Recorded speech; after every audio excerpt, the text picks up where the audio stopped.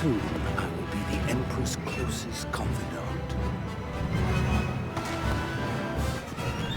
Reckless, aggressive, and undisciplined. Pretty much sums it up. Hey guys, and welcome back to Battlefront updates and some very exciting footage that I recorded over at DICE LA. When you're watching this video, I'm probably on the flight back to Sweden and I had to throw together these videos in the hotel room before leaving, which is why they might sound a bit different, but hopefully they should be up to my normal quality. I just really wanted to get this content out as soon as possible. In this video I wanted to highlight what I personally think is one of the most exciting things in each new DLC. The two new heroes, in this case JYN ERSO and director Orson Krennic. I will be going over how they both work and how I think they pair up against each other, as well as showing you plenty of footage of both heroes. But now, without further ado, let's take a look at the two heroes. First off, we have JYN ERSO, and DICE have really managed to make her feel like we see her in the trailers. Quick on the feet and skillful with both melee and a blaster, which is reflected in her abilities. Her first ability is basically the option to switch in between her normal A180 blaster pistol into a rifle configuration. This can be done freely when you feel like, and personally I use the rifle configuration almost all the time as I thought it was a lot better than the pistol version. The pistol and blaster configuration doesn't share overheat, so that's a good reason to switch in between them. If one of them overheats, you can quickly switch over to the other one instead of having to cooling flush your blaster or wait for it to cool down by itself. Her second ability is the Sonic Imploder, which is similar to the new star card, but the difference is that this one is a bit more powerful. I don't know the exact numbers, but I did get one kill just as I died in this clip, and I didn't get a single kill with the infantry version during my 8 hours of gameplay, so JYN's version is definitely stronger than the normal one, which is usually how it is with heroes. And just to reiterate, the Sonic Imploder blinds, slightly damages and also decreases the enemy's armor for a while, making it into a quite good weapon. It does sort of make the flash grenades useless though.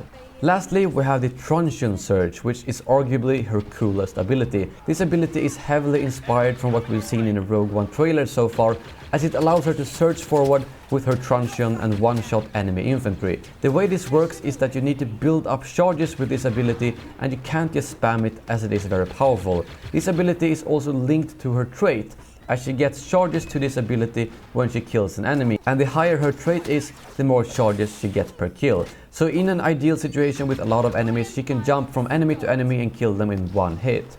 I think the Scarif maps aren't the ideal maps to use this ability on, although I did get quite a few kills. But imagine if you had 9 charges of this and just charge into a corridor on the Death Star. You will be able to kill a lot of people very quickly.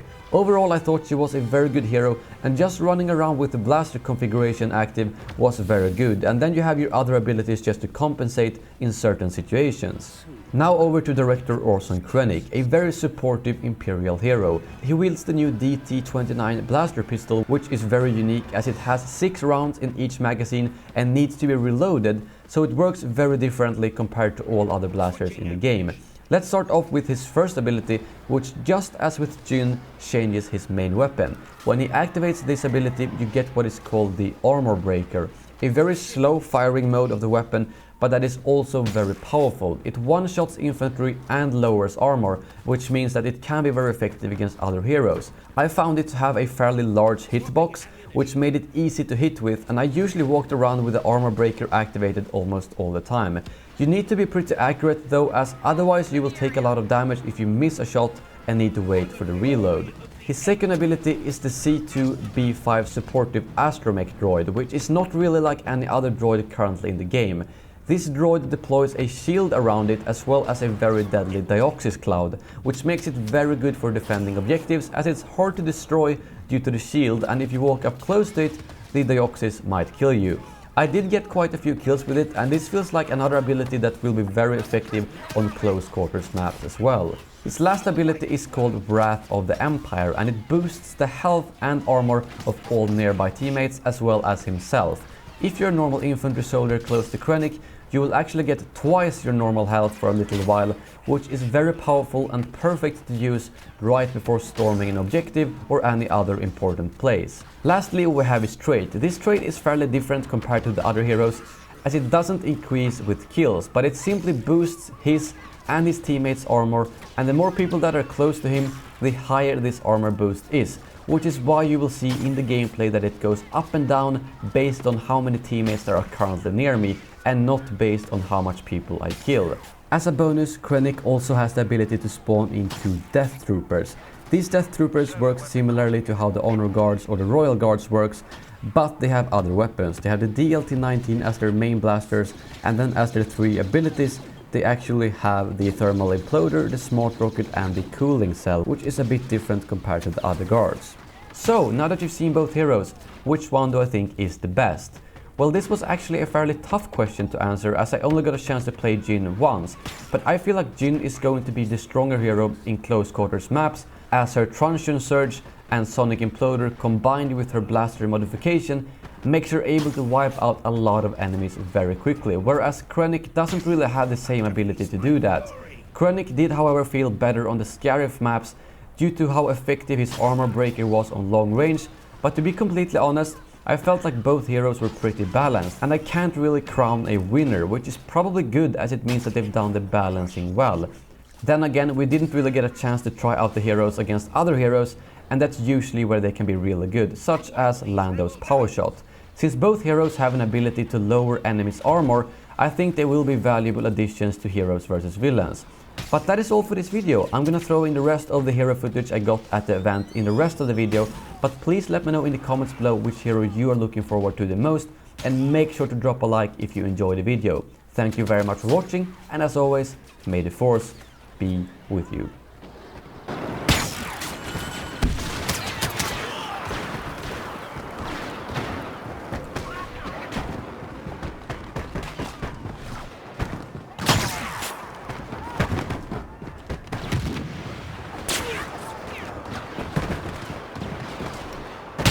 I will not yield.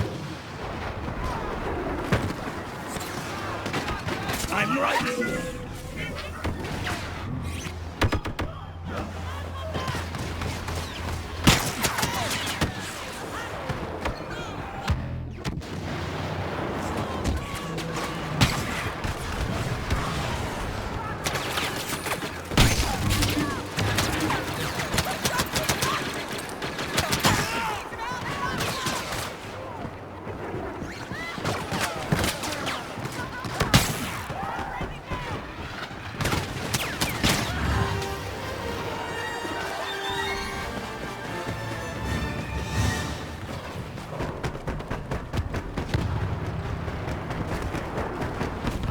Shifting ammunition.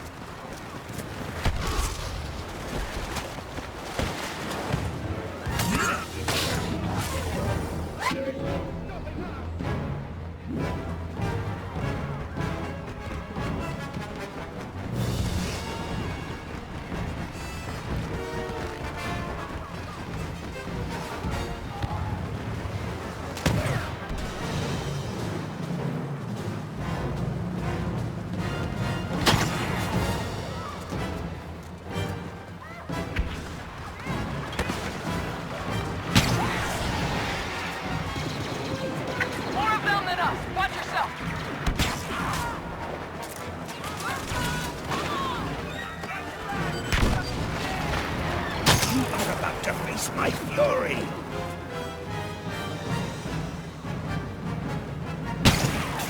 I'm right here.